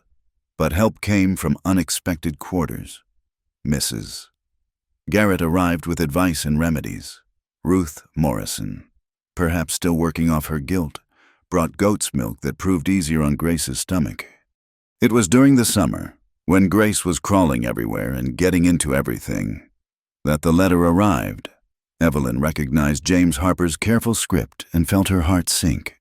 "He wants her back," she said, handing the unopened letter to Thorne. "We don't know that. Why else would he write?" Thorne opened it with steady hands, though she could see the tension in his jaw. He read silently, then read again. "He's remarried," he said finally. "A widow with 3 children of her own. They have a farm outside Sacramento. And?" Evelyn could barely breathe. "And he wants to know if we'd consent to formally adopt Grace, make it legal and permanent. He says—" Thorne's voice roughened. "He says he knows she's where she belongs." Evelyn sank into a chair, Grace pulling at her skirts. "Oh, he's included papers. All we need to do is sign and have them witnessed. Then we should—" She stopped, seeing his face. "What's wrong? What if she hates us for it someday? For letting him go?" Evelyn lifted Grace into her lap, studying the baby's face, Sarah's delicate features combined with what must be James's stubborn chin. "Maybe she will, but she'll be alive to hate us. Loved, educated, provided for. That has to count for something." They signed the papers that night, Reverend Hartwell and Samuel Briggs serving as witnesses. Grace McAllister she became, legally and bindingly, their daughter in all ways that mattered. That autumn, with the harvest in and winter preparations underway, Evelyn realized she was pregnant again. The fear that gripped her was immediate and paralyzing. She couldn't go through that loss again, couldn't put Thorne through it. She waited a month to be sure, then another week beyond that, before telling him. He was teaching Grace to stack blocks, patient with her clumsy baby fingers. When she found the courage, "I'm with child again." The block tower tumbled. Thorne went very still, then looked up at her with eyes full of hope and terror in equal measure. "When?" "Spring. I think April or May." He rose slowly, Grace protesting the end of their game. His hands shook as he reached for Evelyn. How do you feel?" "Terrified," she admitted. "But also hopeful. Is that allowed?" "Everything's allowed," he said fiercely, pulling her close. "Everything that keeps us moving forward." They held each other while Grace tugged at their legs, demanding attention. A family already, with room to grow if fate allowed. The ghosts of the past. Margaret, their lost child. Sarah Harper would always be with them. But so would this moment, this choice to keep building despite the risk of loss.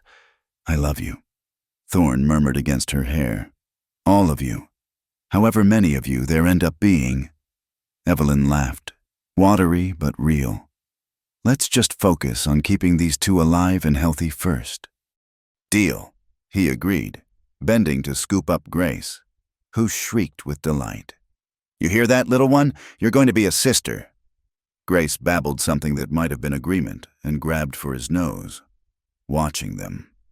Evelyn felt that familiar flutter of movement within. Too early to be the baby. So it must be hope. Stubborn and insistent as spring grass pushing through snow. They'd come so far from that first winter night when she'd barred the door against wolves and worse things. The wolves were still out there, some with 4 legs and some with 2. But inside the cabin was warmth and light, and the family they were building against all odds. Tomorrow would bring its own challenges. But tonight, with Grace laughing and Thorne smiling and new life secretly growing, Evelyn McAllister felt something she hadn't dared feel in so long. Truly, completely happy. The locked rooms were not just open now, but transformed, filled with new purpose and new love. And in the great silence of the Black Hills, their little cabin rang with life. Spring arrived with violent storms that year, turning the roads to rivers of mud and keeping them isolated for weeks at a time. Evelyn's pregnancy progressed, and with it came a bone-deep exhaustion that made caring for Grace, now walking on unsteady legs and into everything, a constant challenge. Thorne took on more of the household work without complaint, but she could see the strain in the lines around his eyes, the way he started at every sound in the night. It was late April when Grace fell ill. What started as a simple cold deepened into something worse, fever that wouldn't break, a cough that shook her small frame. They tried everything they knew.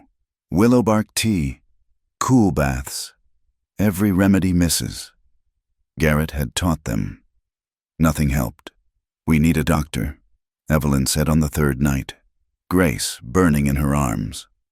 "The roads are impassable," Thorne said, though he was already reaching for his coat. "But I'll try. I'll get through somehow." "No," she caught his arm. "If something happens to you out there, we both die. Grace and the baby and me. We need you here." It was the longest night of their lives. Grace's breathing grew labored, rattling in her chest. Evelyn walked the floor, singing every song she knew, while Thorne kept the fire burning and water boiling for steam. Dawn came gray and unwelcome, showing them Grace's blue-tinged lips and glazed eyes. "Please," Evelyn whispered, whether to God or Grace or the universe itself. She didn't know. "Please don't take her. We've lost enough. Please." And then, miracle or coincidence, the fever broke. Grace's breathing eased, color returning to her cheeks. She opened her eyes and reached for Evelyn's face with one small hand. "Mama," she said clearly. Her first word. Evelyn burst into tears, clutching the baby close while Thorne wrapped them both in his arms. They stayed that way as the sun rose fully, a family who had walked to the edge of loss and been granted reprieve. Grace recovered slowly but completely. The scare had shaken them all, made them treasure each ordinary moment. Grace chasing chickens, Thorne teaching her to count eggs.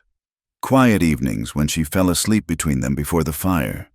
As Evelyn's time grew nearer, a new fear gripped her. The nearest midwife was in town, and if weather turned bad or the baby came quickly, "We'll manage," Thorne said firmly when she voiced her worries. "Women have been having babies since time began. We'll manage." But she saw him reading the medical book he'd bought in town, studying the pages on childbirth with intense focus. She found clean cloths stacked ready, water buckets filled, everything prepared for an emergency he wouldn't name aloud. May bloomed warm and bright.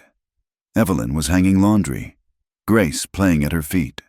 When the first pain struck, it was different from before, stronger, more purposeful. This baby meant to be born. "Thorne," she called, keeping her voice calm. "It's time." His face went white, but his hands were steady as he helped her inside. Grace, sensing something important happening, clung to Evelyn's skirts and wailed, "Take her to Ruth." Evelyn gasped between contractions. "Please, she doesn't need to see this. I won't leave you. You will." She gripped his hand hard enough to hurt. "Take our daughter somewhere safe and come back, quickly." The ride to the Morrison place had never seemed longer. Thorne pushed the horses hard, Grace crying in his arms, his mind filled with images of returning to find disaster. Ruth took one look at his face and asked no questions, just took Grace and pointed him back toward home. "God go with you," she called after him. He found Evelyn walking the cabin floor, counting breaths between pains. She'd changed into an old nightgown, her hair braided back, face set with determination. How far apart? He'd memorized the stages from the book. 5 minutes, maybe less. She paused, gripping the back of a chair as another wave hit. This one's in a hurry. The next hours blurred together. Thorne did everything the book had taught him, kept her walking when she could, supported her when she couldn't, never let go of her hand even when she crushed his fingers.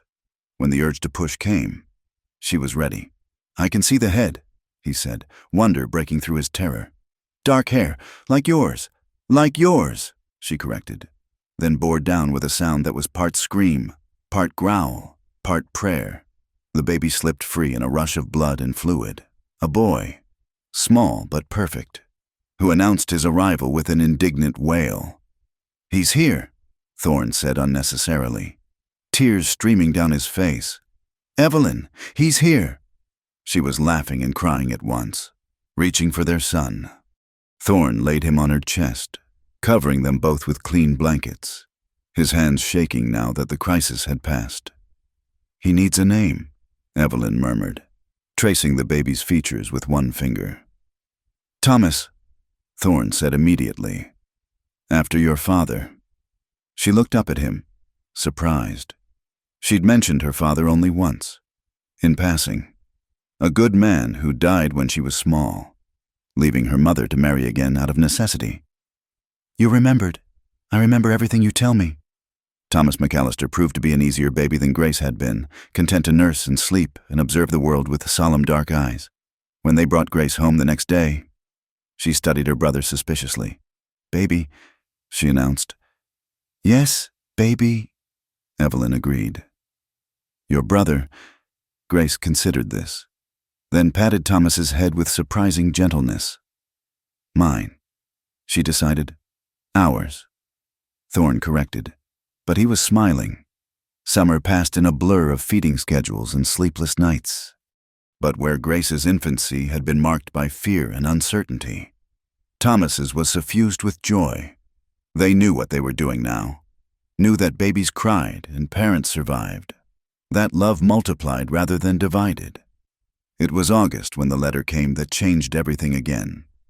Thorne had gone to town for supplies, taking Grace to give Evelyn a few hours of peace with just the baby.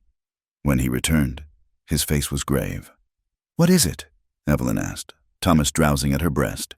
He handed her the letter, postmarked from New York. She recognized the elegant handwriting immediately. Her stepfather's wife, a woman who'd barely tolerated her presence after her mother died. Miss Holloway. It began, refusing to acknowledge her married name. It is my duty to inform you that Mr. Holloway passed away last month. As his legal daughter, you stand to inherit a sum of $3,000, provided you present yourself in person to collect it. The lawyers require proof of identity and current legal status. $3,000. A fortune by frontier standards. Enough to buy more land, better equipment, security for their children's future. I have to go, Evelyn said quietly. We have to go, Thorne corrected. I won't let you travel alone with 2 babies. But the ranch will survive a few weeks. Sam Briggs can look after the stock. She looked at him. This man who'd never been further east than the Black Hills, who'd built his whole life in isolation. You'd do that? Go to New York? I'd go to the moon if you needed me to. The journey east was a revelation. Grace had never seen a train before and shrieked with delight at the whistle. Thomas slept through most of it, lulled by the rhythm of the rails. But it was watching Thorne navigate this foreign world that moved Evelyn most. He who was so confident on his own land seemed smaller in the cities, quieter among the crowds. Yet he never faltered, never suggested turning back. New York hit her like a physical blow. The noise, the smell, the press of humanity. Had she really lived here once? It seemed impossible now, like trying to fit back into clothes outgrown. The lawyers were coldly efficient, examining her marriage certificate and adoption papers with skeptical eyes. But the money was real, transferred into her name with properly witnessed signatures. Her stepfather's wife appeared only briefly, looking at Grace and Thomas with barely concealed disgust. Breeding like frontier stock already, she sniffed. Your mother would be appalled. My mother, Evelyn said evenly, would be proud that I found love and built a family, which is more than you ever gave me. They stayed only long enough to conclude the business, though Evelyn did insist on one detour. The boarding house where she'd lived still stood. Mrs. Henshaw still ruling it with an iron fist. The old woman's face when she saw Evelyn, travel-worn but healthy, a baby in her arms and a toddler clinging to her skirts, a husband whose rough edges couldn't hide his devotion, was worth the entire journey. Well, Mrs. Henshaw managed. I see you survived after all. More than survived, Evelyn corrected. Lived. On the train home, counting their blessings in literal dollars. They made plans. A new well, glass windows for the cabin, maybe even a small schoolhouse for the growing number of children in the area. Grace would need education soon enough. Any regrets? Thorne asked as the mountains came into view. Leaving all that behind? Never. She leaned into his shoulder, Thomas sleeping between them while Grace pressed her nose to the window. Though ask me again in winter when the snow's up to the roof." He chuckled, the sound still rare enough to be treasured. Fair enough. But when they finally crested the last hill and saw their cabin waiting, smoke rising from the chimney where Sam Briggs was keeping the fire going, the barn they'd built together, the apple tree already heavy with fruit, Evelyn knew she spoke truth. This was home in a way New York had never been. That night, children finally asleep, they stood on the porch watching stars emerge in the vast western sky. The money was safely banked, their future more secure than they'd dared hope. But it wasn't the money that made Evelyn's heart full. "Remember that first night?" she asked. "When you told me to bar the door against wolves? I remember everything about that night. I was so frightened. Of you, of this place, of what I'd chosen." And now? She turned in his arms, looking up at this man who'd given her everything by promising her nothing but truth. "Now I know that sometimes the scariest choices lead to the greatest rewards." He kissed her then, deep and sure, and she tasted their whole story in it, sorrow and joy, loss and gain, the children sleeping inside and the ones who might yet come. When they finally went to bed, Grace had crawled in with Thomas, the two of them tangled together like puppies. "Our family," Thorne said softly, covering them more securely. "Our family." Evelyn agreed. Built from heartbreak and held together with hope. Outside, a wolf howled in the distance, no longer a threat but simply part of the wild symphony of their chosen home.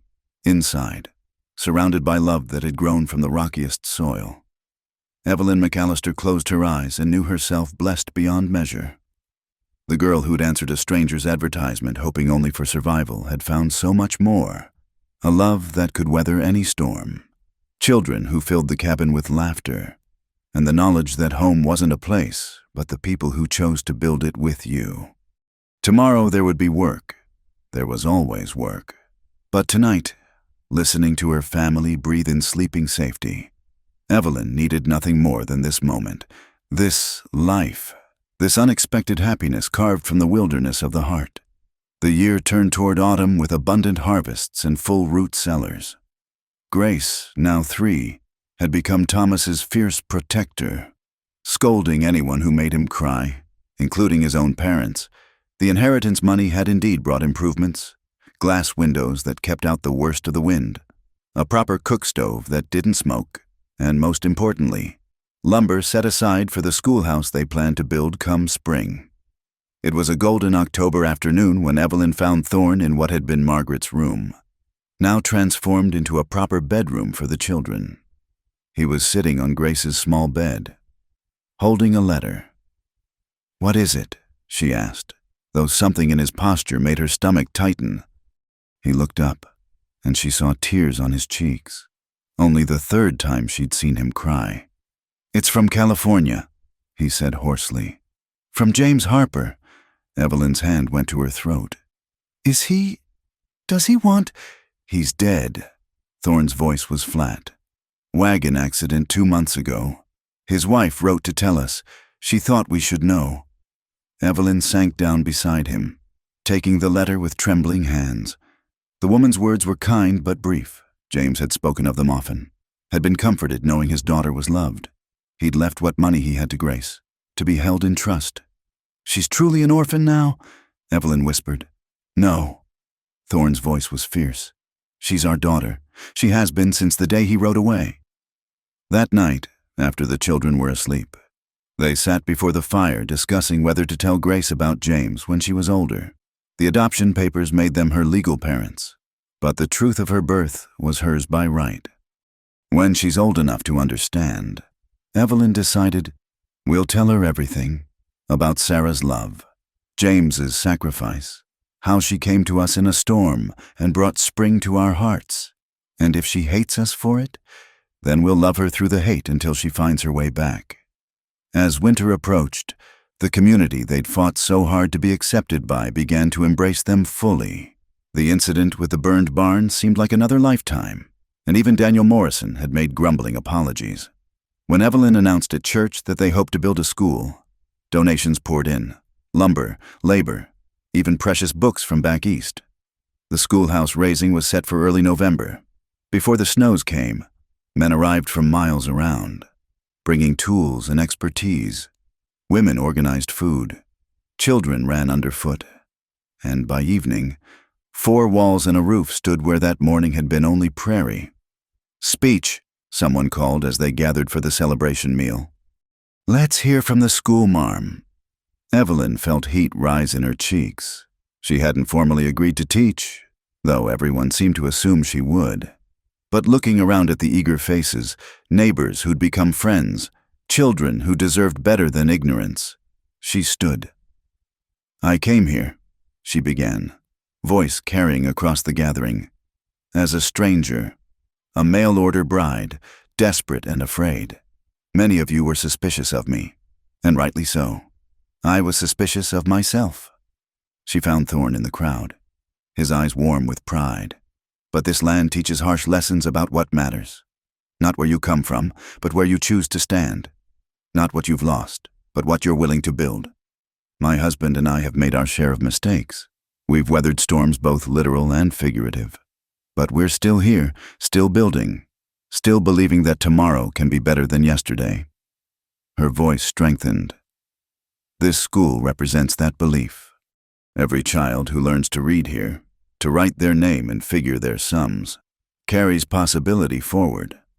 So yes, if you'll have me, I'll teach, and together, we'll build something that lasts longer than any of us, a future where our children have choices we never dreamed of." The applause was thunderous. Women wiped their eyes, men cleared their throats, and Ruth Morrison pressed Evelyn's hand with something like reverence. "You've become quite the speaker," Thorne murmured when he reached her side. "I've had good inspiration." She replied, leaning into his warmth. Winter came early and hard that year. By December, snow stood 5 feet deep, and the temperature dropped so low that water froze between the well and the house. They kept Grace and Thomas close, rarely letting them outside for fear of frostbite. It was during one of the worst blizzards, when they'd been trapped inside for 4 days, that Thomas developed a fever.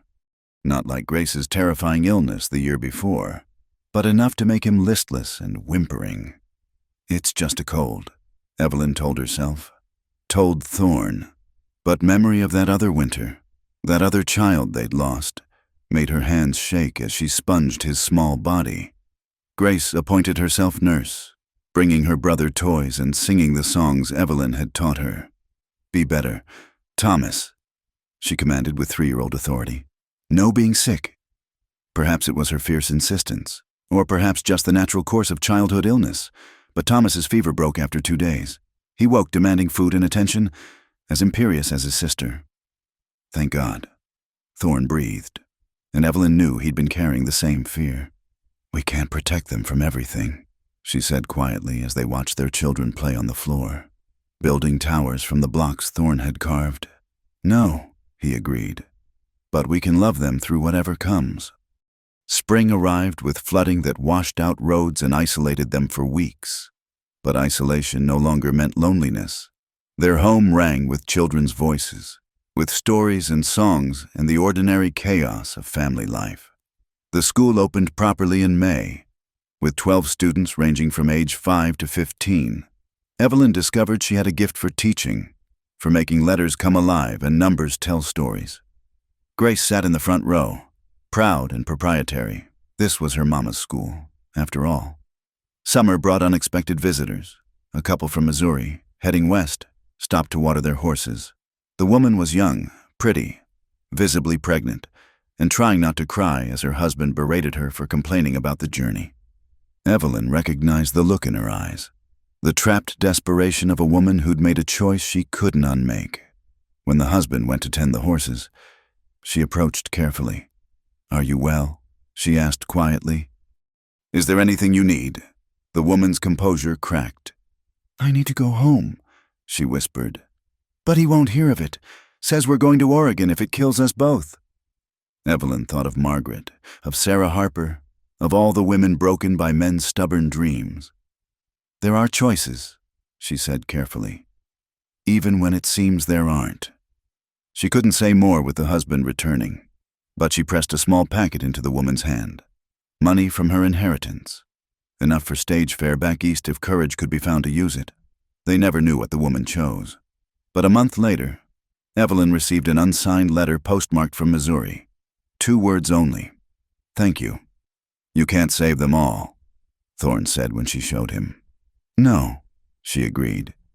But I can try to save the ones who cross my path. As autumn approached again, Evelyn realized with surprise that she was pregnant once more. The fear was less this time, tempered by experience and faith in their ability to weather whatever came. Another one? Thorne said when she told him, but his eyes were bright with joy. Another one, she confirmed. Due in spring, I think. Grace was delighted at the prospect of another sibling. Thomas, now walking and talking, seemed puzzled by the fuss. The cabin that had once seemed so large for 2 now bulged with life, and they made plans to add another room. It was a crisp October evening when Evelyn sat at her writing desk, penning a letter to a cousin back east who was considering answering a matrimonial advertisement. The children were asleep. Thorne was mending harness by the fire, and peace settled over the cabin like a benediction. Dear Martha, you ask for my advice about becoming a mail-order bride, and I hardly know how to answer. The life is harder than you can imagine. Isolation that drives some mad. Work that never ends. Dangers both natural and human. I've been scorned, threatened, nearly broken by loss. But I write this letter from a home built by love and stubbornness in equal measure. My husband's hands, once strange to me, now know every line of my body and soul. Our children, born of my body and given by fate, fill these rooms with purpose. The woman who left New York desperate and afraid has become someone I'm proud to be. So my advice is this. Come only if you're willing to be transformed. Come only if you can find strength in yourself you didn't know existed. Come only if you're brave enough to build something from nothing and stubborn enough to defend it. Most importantly, come only if you understand that love isn't found. It's forged, day by day, choice by choice, in the crucible of shared hardship and joy. If you come, you may find what I found, not the life you expected, but the life you were meant to live. She set down her pen and looked around the room, at Thorne, focused on his work but glancing up to smile at her, at the door to the children's room, painted blue at Grace's insistence, at the rifle above the mantel that hadn't been needed for defense in over a year. Tomorrow she would teach school, tend her garden, raise her children, love her husband.